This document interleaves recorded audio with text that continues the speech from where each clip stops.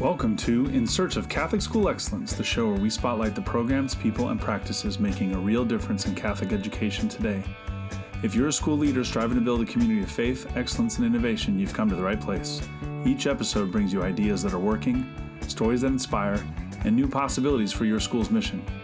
Let's explore what's working and what's possible. Welcome back, folks. This week I'm joined by, again, my co-host, Becky Wong. And this time we're talking about what makes your school different. As we kind of went through and we're talking about the admissions and a lot of those other things, we kept coming back to this idea of like, yeah, there's certain things that we all need to do. And that's kind of what our episodes have been about, is like, this is what we're after, this baseline that everybody should have. But like, we got to just take a step up and try to be something different. I think too many folks, and honestly, I had this quote down before the Apple commercial or the whatever it was, but you know, too many folks are selling vanilla right now when like our schools are like a butterscotch sundae, right? Like you should be celebrating, you got to be celebrating who you are and what you are. And so I think that would be so much better to be talking about that rather than just trying to stay even with the Joneses, right? So today's episode's all about how do you make yourself different. And so, Becky, thanks again for joining me. Oh, thank you for inviting me. I'm excited to jump right into this. Let's start off with, Sure. What do you think the things are in general that schools can differentiate themselves on? Or let's take one step back. What are the things that are the same about every school regardless? Oh, right. With Catholic schools, especially, parents really just depend on us being, academically rigorous, the best of the best. So everyone's going to have, their straight A students. Everyone's going to be, some superstar where the students will be chosen for like the best high schools, sports. But what we really want to see is like, we're not just a school where, hey, we have a lot of basketball teams, our gym is like beautiful, or we're not just, participating in whatever contest, or here's our Christmas program, but we want to shine. And a lot of times we take for granted what seems normal to us might be very spectacular and different for other people. So it's a time to toot your own horn, where you're like, oh yeah, we always do that. But to an outside family or people that's not in your usual community, that could be extraordinary. So definitely highlight those things. And for sure, start with your mission statement. Start with your school philosophy. What is it that you started with? Like, how did the school start? Talk about your history. It's funny. You always mention the story about your wife in Costco and just seeing kids on the street, somewhere in the street. It's like, what's your elevator pitch? When you do approach a family and you're inviting them to your school, what do you say? What are some of the great things that you have that 10 seconds to get someone's attention? What would you say? Yeah. Yeah. And typically, Kevin Walsh from Apple used to have this story about this exact thing, right? Typically the schools will say, oh, we're a Catholic school. We have great education. We're a family. We're such a community, right? And those are like three things that's your selling point. And his response was like, well, the parents are going to say, well, you're Catholic, but I could go to public school in CCD. So I check those boxes, right? Great education. It better be good. I'm paying a whole lot for it, right? And then thirdly, family and community. It's like, yeah, but then you ask me for money every week. Like, you never talk to that uncle who asks you for money every week. So why would you sell, if we're basing everything that we're doing on those three categories, then of course we should have those things, but that's like the bare minimum, right? That's the bare minimum. What's different? And I agree with you. If your mission statement can't say it, and if you can't say it in a few seconds, what makes us different, then you've got a problem. And I think there's a lot of things, the high schools will try to differentiate themselves on many different levels. But if they don't pick something, then it's really easy for our kids to go, well, I don't know if I really want to go there because I don't know what it's like. Well, we never look at how that looks on us, right? In our K through 8 world, right? Like, what are people going to say? Oh, that's a really nice school. What makes that different? Like, They're open at 7 o'clock in the morning, and I can pick up my kid up at 6. They provide lunch, right? Like my kid is going to be safe all day. Like we're talking about the basic level of competency. Now, don't get me wrong. We love our schools and we know they're great, but that's like, we need to be able to show why we're great. And I think that's where we're going at. So if you have in your mission statement or the history some sort of charism, like I've worked in Salesian schools pretty much my whole life. I grew up as a Salesian kid. So like I understand the Salesian world. I bring that every day to work, right? So that Salesianness is very unique to those schools. And you should walk into a Salesian school and feel that deal. The same way you would walk into, a Jesuit high school or college and feel like, oh, that's Jesuit, or it's Dominican, or it's the Daughters of Charity, or whatever it might be. Like you should feel that charism is one of those things. But also it's the makeup of the community. Maybe you're in a certain neighborhood. Maybe you've got certain talents on your faculty. What do you see as some of those other things that kind of can make a little bit of a difference? Well, when I first taught at St. Mary's, what was great about it is, like you said, just think of the charism and just the history of the school. Like every time I did a lesson plan, I always think back or our principal required us to even, annotate or mark down, like, how is this part of our school-wide learning expectations? I'll be using multiple colors and saying, hey, this is, social justice, or this is like Catholic identity. So everything about your school's mission and philosophy is ingrained in all of us, whether you're a teacher and you're doing lesson plans or you're a student learning. I know when it came around time to WASC, we were training those kids, training our class like, hey, what's our school-wide learning expectations? What's the learning objective? So instead of just rehearsing, we live it. Even the students know it. Anytime the principal comes in and they're just doing informal observation, they'll always say to a student, it's like, oh, hey, what are you learning? Oh, how is this related to the school-wide learning expectations? So when it is ingrained in all of us, or we practice and understand, the school's mission and philosophy, then the whole culture of the school itself, it just emanates from all of us, where this is normal. We're not acting. It's genuine. Right. Yeah, that's such a good point. I mean, and the SLEs, like how many of the kids really know them? Just going back to like my very first WASC, they had printed them out and they taped them to the desks. So the kids learn them. And so like they could talk about it. They also we had done, I shouldn't say I assisted our vice principal at that time in creating videos for all the SLEs. So the kids created videos and like, that's how they became, known.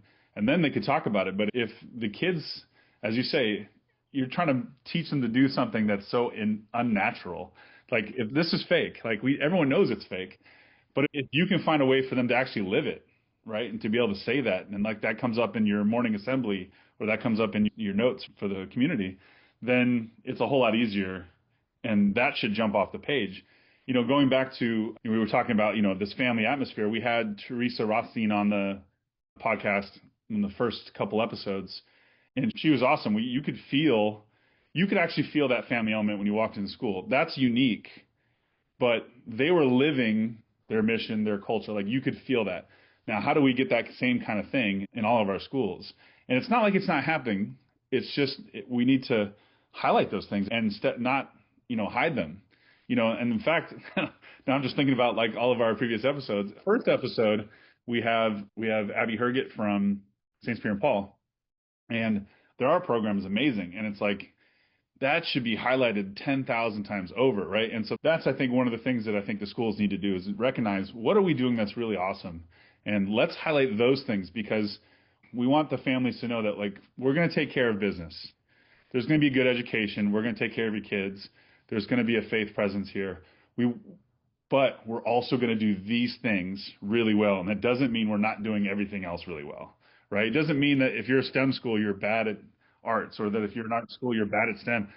You can be good at both things, or you can definitely be better than competent, better than average. I mean, Catholic schools in general are going to be better than average.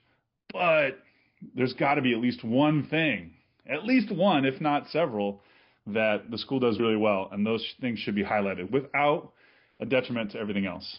And there's like simple things the school can do or you can do is, I know when I walk into a school, a lot, or not a lot actually, have their SLEs printed up, put as a poster right at the front door. I know during WASC, we created posters for every single classroom where we have a think poster, they'll just say, STM students can think, and I know some schools think of other acronyms like SMART or, FIRE. So those Praise. are, right. So it's catchy and it's great. Yeah. So why not broadcast it and post it everywhere so that students can refer to it? Again, like you said, it's not natural for them to say, oh yeah, let me think about it. But if there's a poster in the room, and this is something we practice at the beginning of each lesson, like, oh, what part of our SLEs is this lesson related to? Then it becomes almost like tradition. It's, habit. Another easy way to do that is, every school has their PE T-shirt custom printed, right, with the school logo, and just print that on the back or have that on the front, right? Like, here's our school, this is our SLEs, right? And that it's like, I always talked about myself and like what I've been learning and what I'm doing. I call it brainwashing, right? And so it's like, I could be watching the news and make myself feel terrible, or I could be filling up my brain with the good stuff for the outcomes that I want. So like, this is the kind of brainwashing. I don't want to say that Catholic schools are brainwashing the kids, but like, we should be trying to enforce these positive things, right? And if we're talking about them all the time, then that's awesome. And ideally, our SLEs are going to be different at each place because you have a different character, you have different staff members, you have different talents. And so it should be different enough that those things stick out. And what's great about having different talents and people in your community is, highlight those things where, like you're really musically talented. I believe you play multiple instruments. We should highlight that. We have a principal who can sing and play the piano. We should highlight that. And she leads the choir. Those are great things that it's surprising how, it's almost like a talent show. Feature those things. And a lot of times where you can even incorporate that into your history, where your philosophy, mission statement, SLEs, those are things you really should highlight, and people just take it for granted. In my school, one of our preschool teachers, she's really good, a pianist, where every Christmas show, she would play all the music live for us, and it's like spectacular, where we just see her as a teacher, but all of a sudden, she's like a concert pianist for us, so we're like, whoa, where did that come from? These are things we really need to highlight. Yeah, plus when the principal or the teachers, whoever's doing these things, when they're doing those things that they love, they're lighting up in such a way, right, that they're at their best selves. Imagine if you have everybody operating at their best selves all the time. Like, that's what makes the school awesome, right? It's the people, and the people are doing these great things. But it also allows you to get buy-in, because if you're allowing teachers to seek out their joys within the frame of your SLEs, within the frame of your mission, then you're really taking advantage of the talent that you have there and highlighting it. They're going to buy into what you're doing because that's who they are, right? It's not like, I've seen this a lot where a school will go see another school and be like, ooh, I really like what they did there. Let's try that at our place. And they try to cram it down everyone's throat for like 2 weeks. And then it dies, right? Because it's not true. You're not passionate about it. Yeah. You've got to get buy-in. And maybe that's something that you have to develop over time, especially a new principal coming to a place might have to kind of feel out what is the deal here? What is this faculty, especially if you have a new faculty? What is this faculty? Where are we headed? What's our goal here? Because once you can identify that and you get that identity, that culture, you can really run with it. Everybody's in there. There's natural buy-in. You don't have to trick anybody. You don't have to bribe anybody with good coffee. And yeah, don't be afraid to change just because we're historically this type of school. We're a sports school, we're a drama school, we're a STEM school. When you do bring in talent, or when faculty or even students start showing, those hidden talents, incorporate that into your school community. And like you said, and in several podcasts where someone is a great artist. Now all of a sudden you have this great art program. Oh wait, we have parents who are architects, they're engineers or tradespeople. You incorporate that Mhm. into your school. Oh yeah. It's like you invite that, and that's how you build community. Or other things we could look at are events, school events. And, when you talk about vanilla, it's like, oh, everybody has, their Christmas program, everybody has their, spring show. From starting at St. Mary's, what was really cool is that historically, and the school started in like 1890s, St. Mary's had a drum and bell corps. And fun fact, they actually played at Kay's inauguration in Whoa, 1961. Is that crazy? that's pretty I'm cool. like, I didn't know that. And just when you're talking to people about what makes your school special, well, not everybody's going to have like a team or, a marching band that's like world famous, but just that, it's part of the culture. And what I really felt that was special, because I grew up going to church at St. Mary's, is that, hey, I'm part of that as a teacher now. Every Chinese New Year, we're part of the parade. It's televised, and that makes us special because we're part of the community and the culture in that part of the city where, oh, they're very recognizable, and it's sad that school closed about almost 10 years ago, but I read that last year they put the drum and bell corps back together. And it's great because there's so much history in that, and that it brings community, people recognize it, it just brings joy. Yeah, that's such an easy way to distinguish yourself. I mean, the school really should be digging roots into your community, right? You shouldn't Hmm. be fighting that. St. Peter and Paul in North Beach is, an Italian community that's fully embraced. They're even teaching Italian in school through a grant. So like that, embrace your community. That's who you are. Like you don't have to fight that because that's in your neighborhood. That's who you are. So if you can, involve yourself in the community and really be a part of that is just another way to, get you noticed. I mean, talk about marketing. You don't have to do marketing if marketing's already happening naturally. Like your program is marketing itself. Oh, definitely. And again, don't feel like you have to have like a world famous whatever it is, world famous, team or whatever. But I always thought that as a teacher at St. Mary's, we're such a small community, but everybody was involved. One thing I really liked, and as we highlight teachers, is that our second grade teacher, Mrs. Buford, every year we had stone soup. She put on a play with our second graders. We'll go visit. Her classroom's really small, so she'll have like several shows throughout the day, like sign up.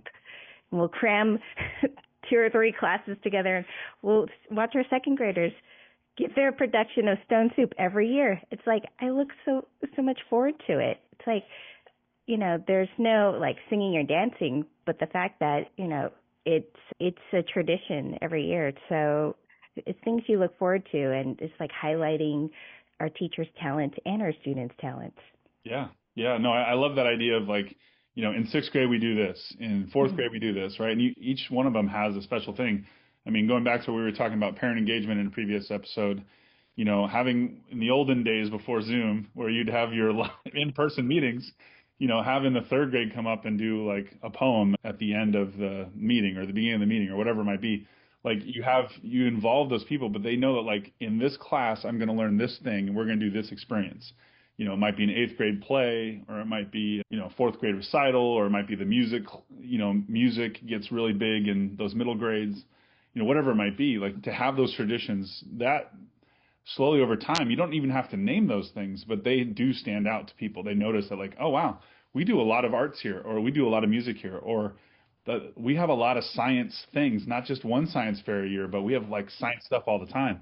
I think those things stick out. And I think, I'm going to quote Tim Ewell from Notre Dame High School in Salinas. He said that if you really tell your parents what you believe in when you spend the money, right? So if you spend a lot of money on your athletic fields, or you spend a lot of money on the parking lot, or you spend a lot of money on, like the trash cans or something like that, you show the parents what it is you value. When you spend your money on the science lab or you spend your money on the library or a reading program, that's also telling people what you value. So, that makes a big difference. I know like in COVID, we had to spend all this money on air purifiers, but like, can we stop buying air purifiers now? Yeah, all this other stuff, right? If we're going to spend money, let's put that towards the thing that we're doing well, that we're chasing, or the thing that might be second or third that we need to elevate a little bit. But, I love that quote from him because it is true. Where you spend your money is put your money where your mouth is, or put your, if where you put your money is where you're putting your emphasis. And you might say one thing, right? And I know this is true with a lot of places. Like we're trying to project this image or whatever, and then our actions don't necessarily follow that, right? Or you come up with like a theme for the year, and it's like, well, I don't see how that theme connects to anything that's been happening. And it just happens in that one year is isolated. Right. And then we forget about it. Right. But it's the actions, it's the regular actions, it's the events, it's the programs, it's those things that actually are showing how you are different, not what you say is different, right? You got the banners around the city, you've got posters around your school, you got the new tagline, whatever it is, but like, do you know what the tagline is? Do you believe in it? Do your kids know that tagline? Do they believe in it? Do your parents naturally pull that tagline out of their back pocket when they're talking to other families? Like, that's what you want. You want it to be felt before it's heard. It's consistent and it's authentic. That's when people remember it, and they care. Bingo. We can end the episode. Consistent, authentic. Okay, thanks. But let's think about what matters to parents. What are some things that parents care about? You might care about, we all should, like the library program or the reading program. But what do you see as what parents look for in a Catholic school that attracts parents, that makes the school special?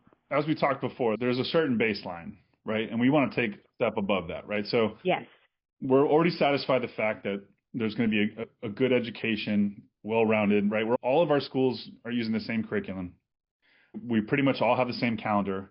We're pulling all from the same teacher pool, right? Like we have a lot of things that are the same. So when you take a step up, it's, I think about thinking about my own son in our own situation. He started out as a very shy watcher, and he's become a leader. And that's not necessarily just because we have spent the energy on him. The partnership that we have with the school allows for him to become this young man that we love. Of course we love. But he's become a leader now. And so to me, okay, well, I'm at a Catholic school. I want those opportunities for leadership. I want to see, we're a Catholic family who actually goes to Mass every week. I want to see, that there's a Catholic identity. Like I can feel that too. And it's not just a picture of Mary on the wall. Right. And service. I mean, service is, I understand that, families don't want to necessarily pay so that their kid can work. But like that, public service is a human thing, right? Like we should be pushing that. So those are opportunities. Like every school is going to have sports. They might be good, they might be bad, but that just depends on who the kids are, right? So like I'm not going to like move my son around so he can play better sports, right? That doesn't make any sense. The things that matter are going to be the things that are going to make him the best version of him. And so those are the things that I think are really important. What kind of opportunities do you have outside of the regular stuff? We talked with Mary McKeever about the SMARTS program at their school, St. Philip's in San Francisco. And, they took classes that were, once a week and kind of, just plugging along and thinking about, well, how can we improve this, right? And so they made something beautiful out of that. And I think that's a great example of how can we take things and we just take it up a step.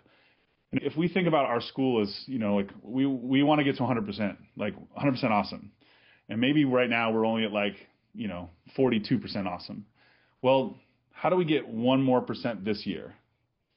What's the one thing we can do to make, and I think that's, as we get into it later about steps that you can take to do these things, I just think, how can you get closer to that vision of what it is? And I think those things are going to be the things that make our kids awesome citizens, wonderful Catholics, competent students. They can speak well, right? They can talk to other people. They can advocate for themselves, and they're competent in all those things. And I think that's what really would stick out to me. And I know that's all very vague and generic, but like that's how you chase it. Yeah.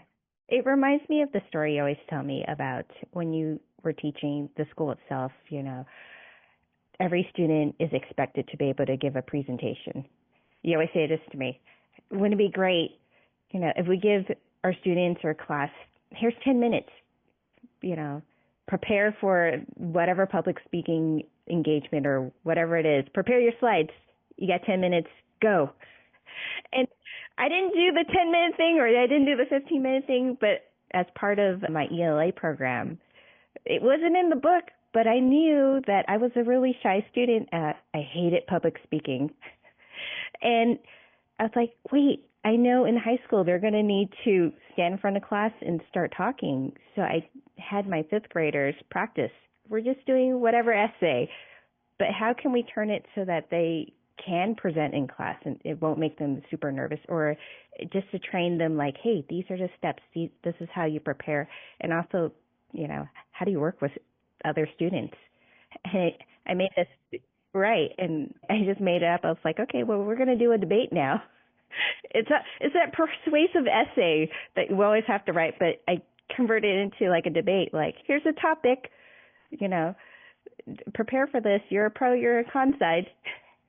You don't have to agree with the pro or con side, but you need to defend it.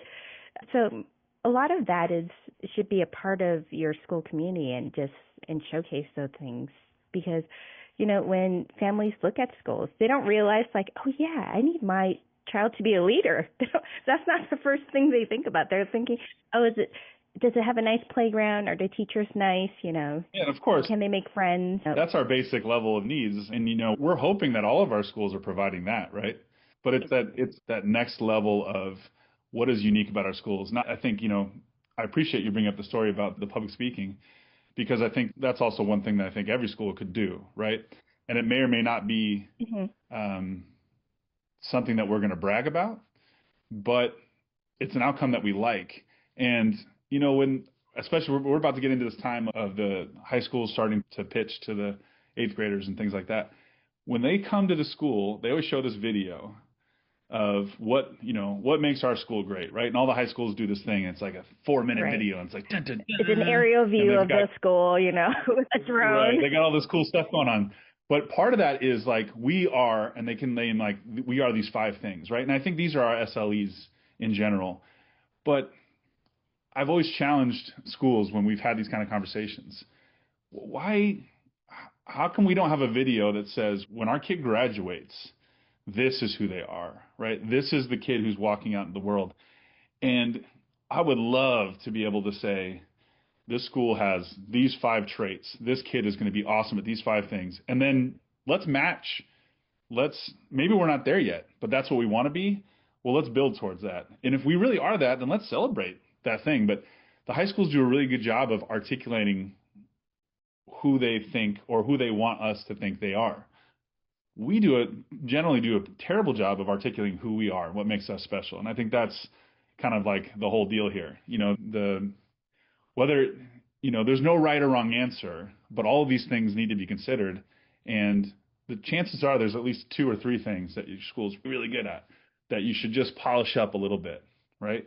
And make it known. Make it known that you're awesome at that, because I think that's what's going to sell. You don't even have to, of course you have to put it into your marketing, but you don't even have to sell it when it really is who you are. And develop a 5-year plan. It doesn't have to happen in this 1 year, just because WASCA's next year. Definitely not. And it's something to aspire to. It's like, what's your 5-year plan? Who's getting involved? Like you said, get buy-in. It's like, what do we want to be? What don't we want to be? So, like, how do we set ourselves apart? So that's good. Let's roll with that. So let's talk about, so let's just say we have principals listening to us now, and they're thinking, you know what, this is kind of murky for our school right now. What can I do? You already put out that we should look at our mission statement. Does that mission statement make any sense? Maybe we need to change it, but start there. Look at our history. I think those are 2 good things. So mission and history. Say, where do we come from? I think then third, we've already talked about assessing like who your staff is, like what things are going well right now. Let's start with low hanging fruit, right? So what's going well right now? How do we then, and we've just talked about how do we then highlight those things? So what would you say is like the next step for a principal? They've kind of done this. Maybe they have a little cleanup to do to kind of get that polished back to like, okay, this is who we are. This is who we want to be. Our SLEs say exactly who we are or who we want to be. Our kids know that. What's next? Before you move on to the next step, I would say get your faculty involved. It's odd, but I thought it was fun to work with other faculty members to develop our SLEs or even change it. It could be the same acronym, but what we did, and again, this is like pre-WASC, in preparation of WASC, we're like, oh wait, we have our SLEs, but do our younger students understand it?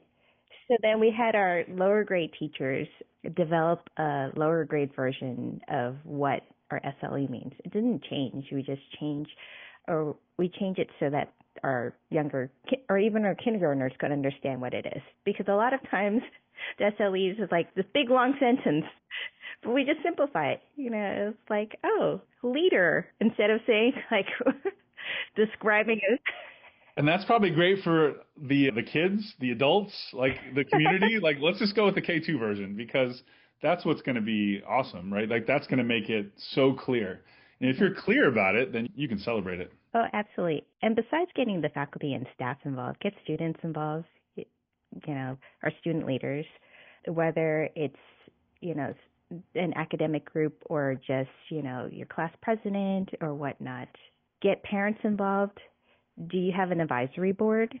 How can they get involved? Because many minds, many ideas. You made me think. I was at the Faith Formation Conference a few weeks ago, depending on when people are listening to this, early November. And there was a bunch of students there. And they were acting as docents to help people find the rooms and whatever. And, I was standing around at my little booth and I stopped the kids and I said, hey, what do you love about your school? What makes it great? And initially they're like, oh, we have a big yard. It's pretty cool. All my friends are here. I was like, but why are they here? Why are they here? Like what makes your school awesome? And then one kid kind of paused and he said, I feel really welcome here. I feel safe here. Like I'm really happy at this school. And I was like, okay, well, that's good. What makes you feel that way? He's like, well, I think the kids are nice. Like we've got good people here. My teachers, I feel like my teachers care about me. And I was like, man, this is a seventh grader who's giving me this thing. Like I wanted to find the teacher. Like, where's your teacher? I got to high five your teacher. That's just awesome. Shout out to St. Matt's because it was a St. Matt's student who was telling me the story. And I was like, it took a little time to get to it. But I think it's so valuable if you ask your own students, like, you're not going to get graded on this. There's no wrong answer. What do you think we're good at? And if they talk about, oh, we're really bad at reading, but we're awesome at sports, or we're really bad at sports, but we're awesome at reading, whatever it is that comes out, like that's going to kind of highlight to you, like, going back to this idea of a Salesian school, if I was at a Salesian school and I asked a kid, who's Don Bosco?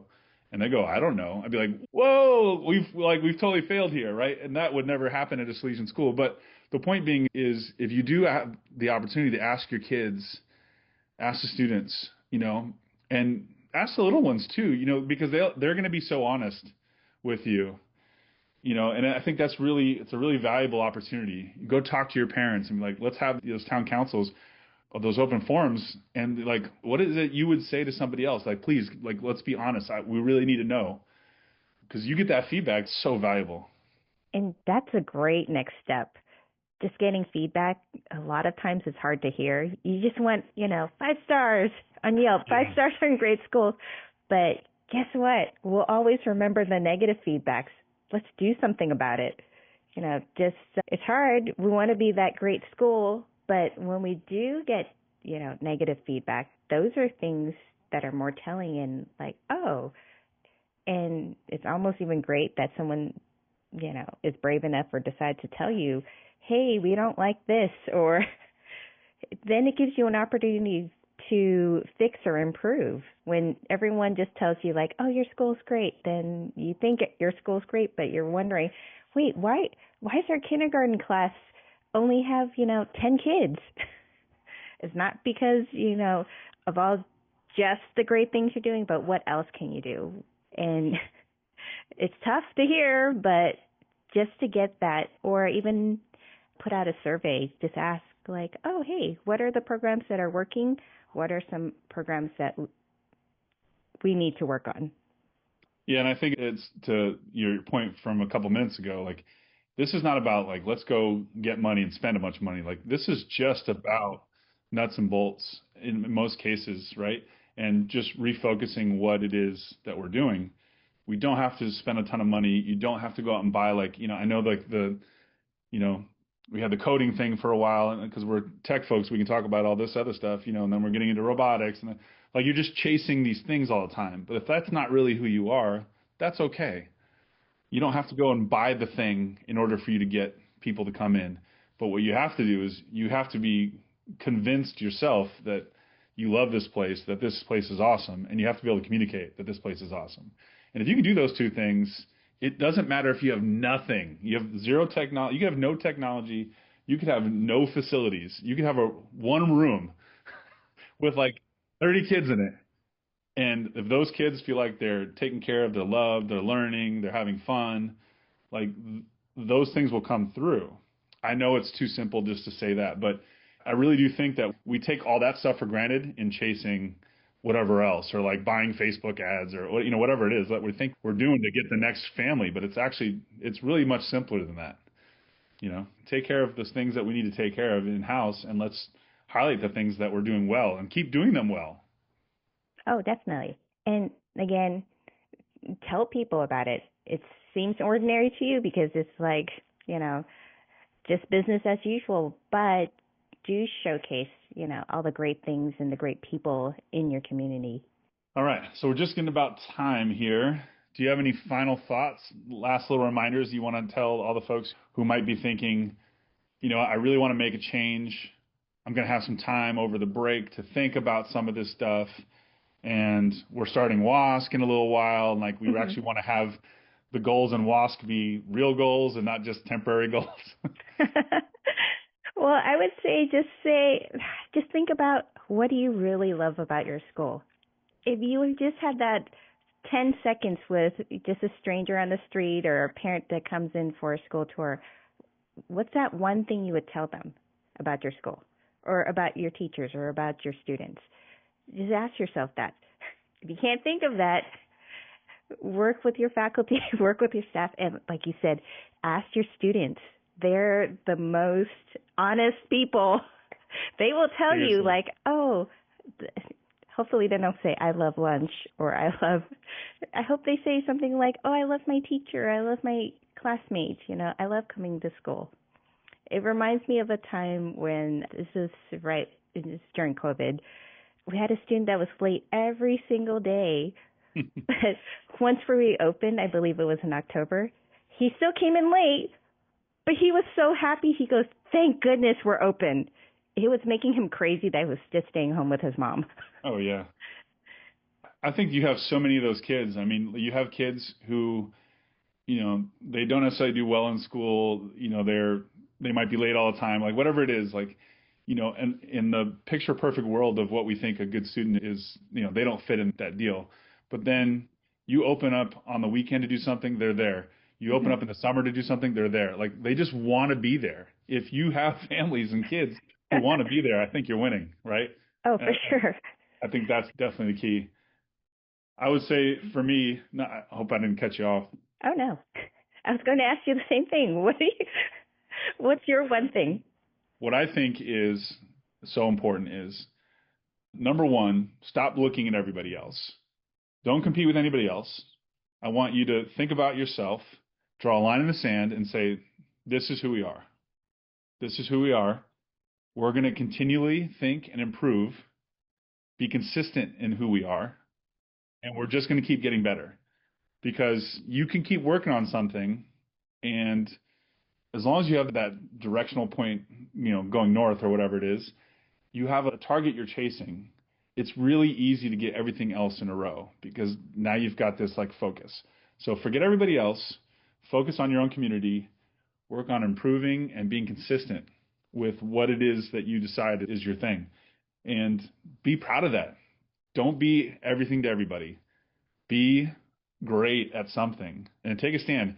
If you are the school who is awesome at fine arts or performing arts, be that school. If you are the number one STEM school in the state, be that school. If you are the most diverse learning needs or supporting school around, be that school, right? Whatever it is you choose to be, or whatever it is you already are, embrace it and be consistent with it. And I think you can't win. I mean, you can't lose. Oh, yes. It's just going to make you miserable when you're looking at other schools and you're like, oh, I want to do that, but you're constantly chasing it. But when you're yourself, you're authentic, people believe you. They know it's genuine. I think, yeah. And if you're chasing somebody else, you don't know why. You think you know why they're doing well. Right. But you don't really know why they're doing well. And you might end up, going down the wrong path because you're chasing something that's not real. So be yourself and be that always. Oh, wait. But don't forget, check our other podcast. What's really good, if you like this episode, the other episodes I really recommend is one on emissions. I really enjoyed the podcast you recorded with Mary McKeever in reinventing enrichment classes and her SMARTS program. And don't forget the first episode, the Sunrise Art Show at St. Peter's and Paul. That was fantastic. I really enjoyed both those conversations and the answers that they gave in regards to why their programs are doing well. They were great answers. And I think they have the opportunity to take those things and say, this is why we're different. That may not be the main thing, but it could be, very well could be. And so those are great examples of how to make yourself different. Even if it's just one program that you've really keyed in on, it's definitely a good way to make sure that things are in the right direction. And lastly, remember to check out the show notes. Yes, check out the show notes. So one of the joys of our podcast is that every episode comes with a companion guide. So all these things that we've been talking about in the episode, there is a free download that you can get to start thinking about the concepts in the episode. So all the things that we talked about today are going to be in that guide and help you kind of make that decision. You can download that for free. Think about it with your faculties and staff and work with it. If you need some help, we're always here to discuss more about this with you. But I just want to make sure that you take action, because that's the most important thing. We can have all these wonderful conversations and never do anything, but we really want you to take action. So make sure you check out the show notes, download that free PDF, and make your school as awesome as it can be. It already is awesome, but let's just polish that up and let the world know how great we are. Oh, yeah, and this is a great first step to look at the show notes. Like, where do you start? Look at the show notes. It's a nice list for you to just go, oh, okay, these are the questions you should ask. Yep, definitely. Well, Becky, thanks again for another fun conversation. And folks, we'll see you next time on the show. Thank you. See you later. Thanks for joining us on In Search of Catholic School Excellence. We hope you heard something inspiring or something you'd like to try at your own school. Please share this episode and leave a review to help others find us. To see how we can support your journey toward excellence, visit ilovemytechteam.com. Until next time, celebrate what's working and keep reaching for what's possible.